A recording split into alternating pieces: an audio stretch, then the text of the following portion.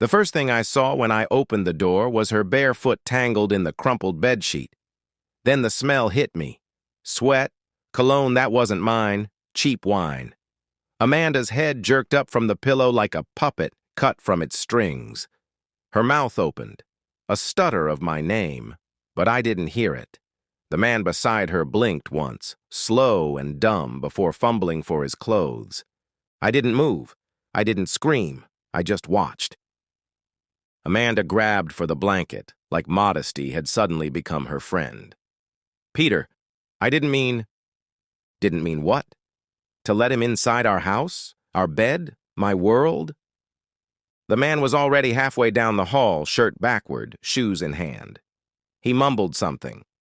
An apology? A curse? Doesn't matter. I'll never forget his face, though. Not because of who he was, but because of what he represented. The exact moment everything broke. Amanda stepped toward me, arms crossed over her chest. Please, just talk to me. I turned. I left. Not because I was calm, not because I had some noble restraint. I left because I knew if I stayed, something irreversible would happen. And that's what scared me most. Not her betrayal, not the lies, not the sex, but the depth of what I wanted to do next. Outside, the cold gnawed at my skin. I sat in the car, gripping the steering wheel until my knuckles went white. I stared at the dashboard clock for what felt like hours. The numbers blurred. Time melted. Our son, Michael, was sleeping at his friend's house. I had dropped him off that afternoon, kissed his forehead, told him I loved him. I'd said it out of habit. I didn't know then how much that habit was about to shatter. Amanda had always been good at hiding things. Her feelings, her phone, her contempt. I should have known. The late nights at work, the sudden weekend conferences. I believed her, like a fool. I trusted the woman who used to press her hand to my chest and tell me I was her home. I drove, nowhere in particular. The city lights stung my eyes. I ended up at a gas station 10 miles away, buying cigarettes I didn't smoke. I needed something to hold, something to burn. When I came back hours later, the house was quiet. Amanda was gone. A suitcase missing. A note on the kitchen table. It said, "We'll talk tomorrow. I'm sorry." Tomorrow?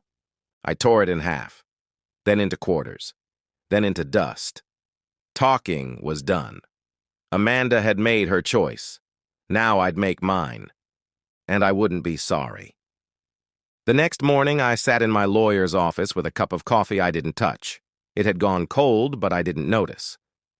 Julian, my attorney, tapped his pen against the desk, eyeing me like a doctor trying to break bad news gently. "She's not asking for much," he said. "Standard custody split. No alimony.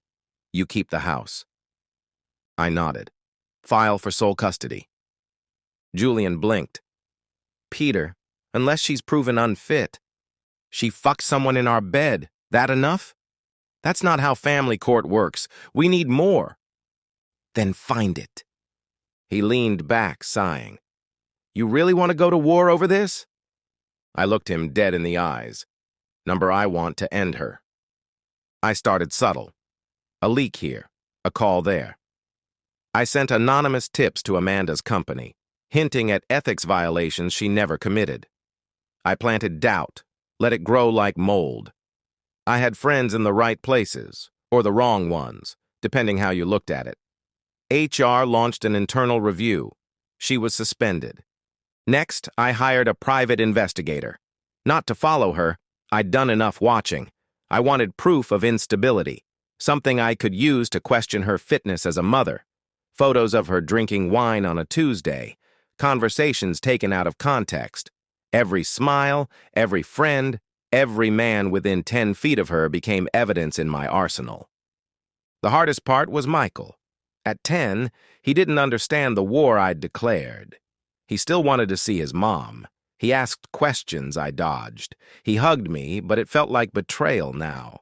His love for her hadn't shifted, and that enraged me more than I wanted to admit. "Is Mommy okay?" he asked one night, lying under his rocket ship blanket. I tucked him in, kissed his forehead. "She's figuring things out." He nodded. "She cried on the phone." That stuck with me. I told the court Amanda was erratic, irresponsible. I presented surveillance footage of her coming home late, often alone but not always. I painted her as unstable. My lawyer did the rest. We won joint custody on paper, but Michael lived with me. Amanda's world shrank. She lost her job. Her apartment lease ended, and she moved into a smaller place outside the city. Her calls grew less frequent. Her voice, when it came, was brittle. The last time I saw her face in court, she didn't cry. She looked through me, like I was just another wall she'd learned to stop banging her head against. I'd won. I had Michael. I had the house. I had my victory.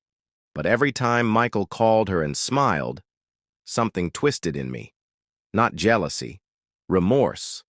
Like watching a house burn that you set on fire and realizing too late someone was still inside.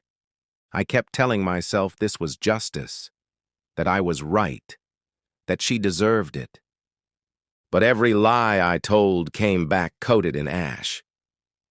It started with the sound of Michael slamming his bedroom door. I had just asked him to brush his teeth, that's all. A simple thing. But he exploded, shouting, red-faced, wild-eyed. His words didn't come from a 10-year-old boy. They came from something older, sharper. "I hate this house. I hate how you talk about Mom. You're scary." He stood in the hallway, fists clenched, breathing fast. I stepped toward him. He flinched, and that broke something in me.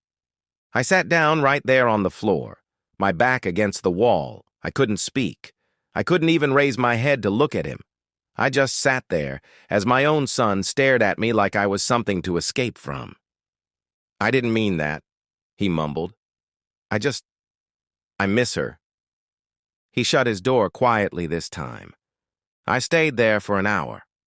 That night, I poured whiskey into a coffee mug and wandered through the dark house. The silence felt surgical, like a scalpel peeling back my skin. Every picture on the wall was a snapshot of the life I'd destroyed. Every shadow reminded me of what used to fill the space. I walked into Michael's room. He was asleep, curled up with a stuffed bear Amanda gave him when he was 4. His face looked peaceful, innocent. I reached to adjust the blanket, and he stirred, whispering, "Don't be mad." He was talking in his sleep, but he was afraid of me. I backed out, closed the door gently. The hallway felt longer than I remembered. I ended up in the guest room, Amanda's room once. Her perfume still lingered faintly in the closet. I collapsed onto the bed, face buried in the pillow, and cried like I hadn't since I was a child.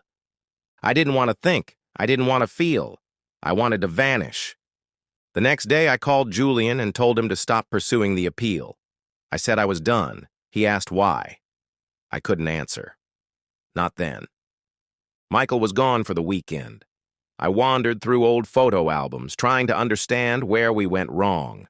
I saw our wedding photo, Amanda laughing, head tilted back, my arms wrapped around her. We looked happy. Real. I didn't know what to believe anymore. Had it all been a lie? Or had I made it one? The guilt sank like sediment in my blood. I realized I had scorched everything not to rebuild, but to leave a crater, a monument to my pain. And the worst part? It worked. Amanda had vanished from the life we built. And in her place, all I had was a boy who flinched when I raised my voice. A home that felt haunted. A victory that tasted like ash. I had ruined her. And in doing so, I had ruined myself. That was the lowest I'd ever been. I didn't get up the next morning because I felt better. I got up because I couldn't sit in that bed another minute without losing my mind. There was no grand epiphany, no sunrise revelation. Just a man in sweatpants, standing in the mirror, realizing the man staring back looked like someone who needed to apologize. I started small. I cleaned the house. Not out of pride. out of necessity.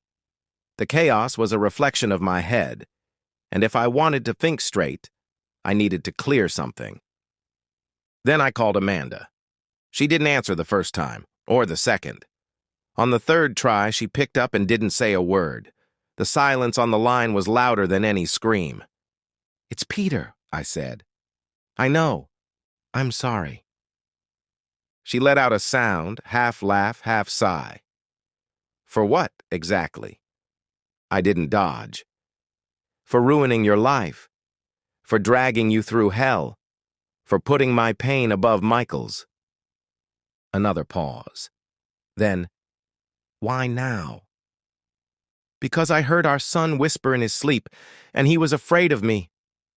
Amanda didn't speak for a long time. I waited.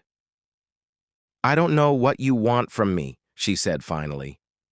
"I don't want anything. I need help. I'm getting help." She asked what that meant.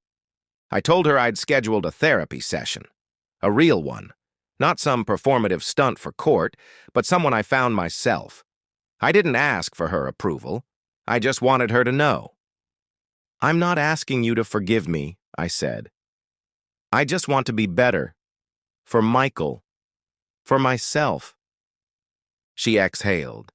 It didn't sound like relief, more like fatigue, but she didn't hang up. "I don't hate you," she said softly. "I just don't trust you. Yet." "That's fair. I'll tell Michael you called." That night, I went to my first therapy session. The office was small, warm, nothing like the sterile clinics I'd expected. Dr. Harris was calm, but not soft. She didn't ask about Amanda right away.